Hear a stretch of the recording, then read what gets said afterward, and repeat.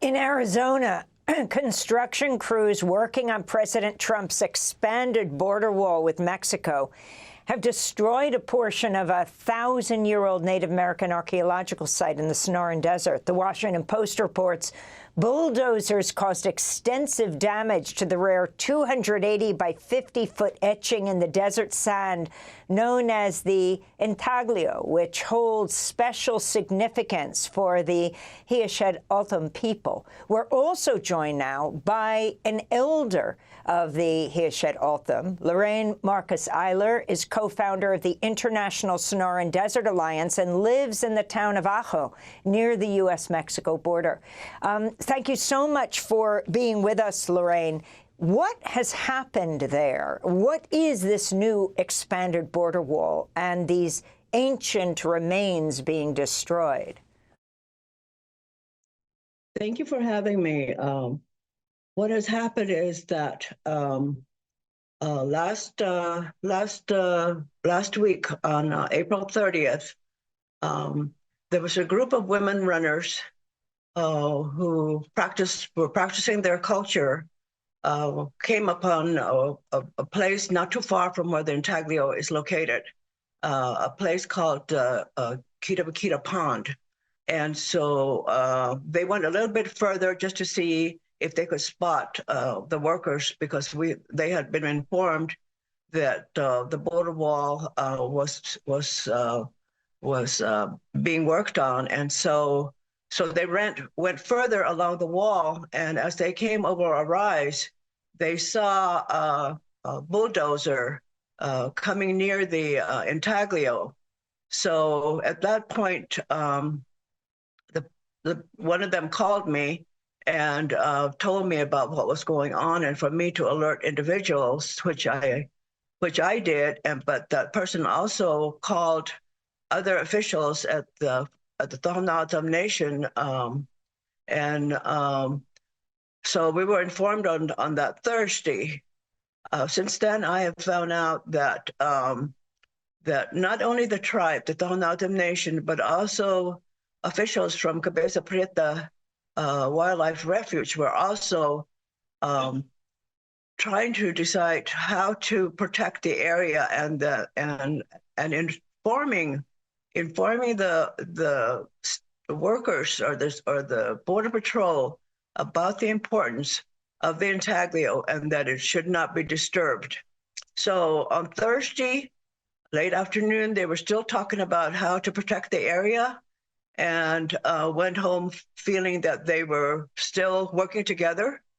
On Friday, for whatever reason, the contractors bulldozed the area. And it's ironic because the rest of the group were further west, where they were starting to work from that point. And so the question is, some of our questions are, why did they leave the main group where they were supposed to start the fence? Why did they leave that area and move further up just to hit the intaglio? Because they went over the intaglio. It's a huge 200 feet long intaglio, and they messed up 60 to 70%. I have not seen the site, and I have not talked to anybody since then. But the question is, why did they leave their main group and come over just to demolish that part of the intaglio? And my thought is that possibly because they don't want to be stopped. So even though they were in discussions about the protection of the intaglio, they just ignored that and came on and bulldozed the area and then stopped.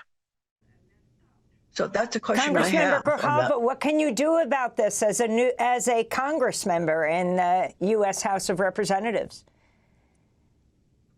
Also serve on natural resources. So we've continued to have this conversation with a lot of different projects. In this specific case, this wall cuts through sovereign ancestral lands that existed long before the U.S.-Mexico border.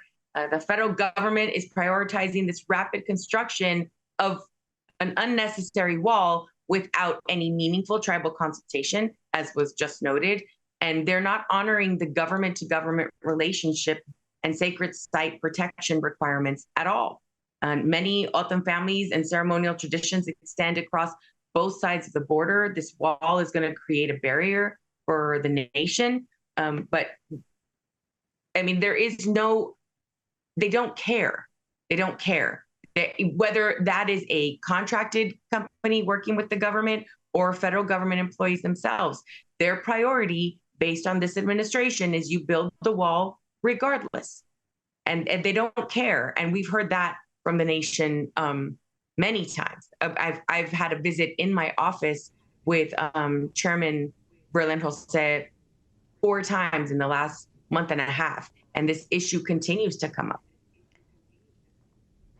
Finally, we just have 30 seconds. Congressmember Grijalva, I want to ask you about another issue as we move into our last segment on the war on Iran. 30 House Democrats, you have joined them, sent a letter this week to Secretary of State Marco Rubio, who may be running for president, urging the Trump administration to publicly acknowledge Israel's undeclared nuclear weapons. It was led by your colleague, Texas Democratic Congressmember Joaquin Castro.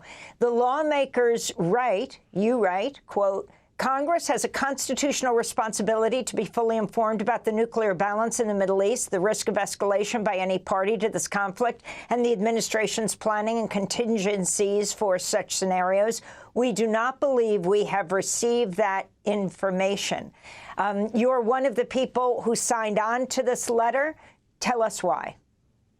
Well, withholding information prevents Congress from understanding the full implications of the current conflict, including nuclear proliferation. So we have to know. And this administration has bypassed Congress at every opportunity they can.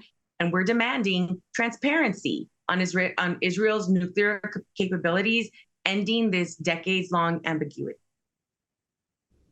Democratic Congressmember Adelito Grijalva of Arizona, thank you for joining us from Tucson. And Lorraine Marquez Eiler, elder of the Hia-Ced O'odham Indigenous people, co-founder of the International Sonoran Desert Alliance. Thanks for watching Democracy Now! On YouTube. Subscribe to the channel and turn on notifications to make sure you never miss a video. And for more of our audience-supported journalism, go to democracynow.org, where you can download our news app, sign up for our newsletter, subscribe to the daily podcast, and so much more.